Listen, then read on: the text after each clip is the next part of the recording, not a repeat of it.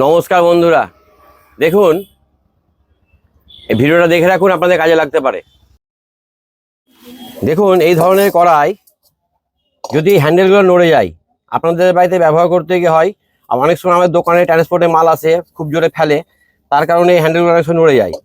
এগুলো টাইট করার পদ্ধতিটা দেখে নিন যে কীভাবে আপনারা টাইট করবেন, বা আমরা দোকানে কিভাবে টাইট করে থাকি। দেখুন এই হ্যান্ডেলটা ভালো করে লক্ষ্য করুন, দেখুন এই হ্যান্ডেলটা লড়ছে।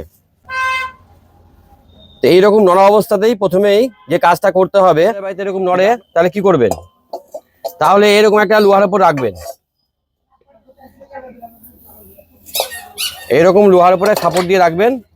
রাখার পরে একদম একটা 2 ইঞ্চি বা 1.5 ইঞ্চি ব্রেক নেবেন। নেওয়ার পরে এই কড়াইয়ের হ্যান্ডেল থেকে একটু সামান্য হটিয়ে ব্রেকটা ধরবেন, দিয়ে হাতুড় দিয়ে এরকমভাবে লোহার হাতুড়ি দিয়ে এইভাবে মারবেন। এই দেখুন ভালো করে লক্ষ্য করুন, লোহার হাতুড়ি দিয়ে যখন মারছি ওই অ্যালুমিনিয়াম অংশগুলো কেটে এখানে এসে জড়ো হয়ে যাচ্ছে। হয়ে গেল। এই দেখুন এখানে লক্ষ্য করুন, ভালো করে আপনাদের দেখাই। একটু হ্যান্ডেল থেকে একটু সরিয়ে এখানে ধরতে হবে ব্রেকটা দিয়ে, এইভাবে মারলে কি হবে দেখুন,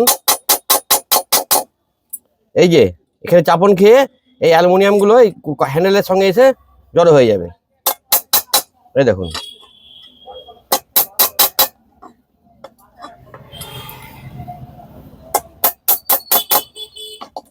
এই দেখুন এবার কিন্তু আর নড়বে না। এইরকম আপনাদের বাড়িতে যদি কড়াই হ্যান্ডেল নড়ে যায় এরকম ভাবে, তাহলে এটা এভাবে টাইট করে নেওয়া যায়। দেখুন এই কাজটা করতে হবে, সম্পূর্ণ খুলে গেলে তখন আর হবে না। যখন অল্প অল্প নড়বে তখন এইভাবে 2 ইঞ্চি একটা বা 1.5 ইঞ্চি ব্রেক নেবেন, দিয়ে এই হ্যান্ডেল থেকে একটু সরিয়ে ধরে হাতুড় দিয়ে মারতে হবে।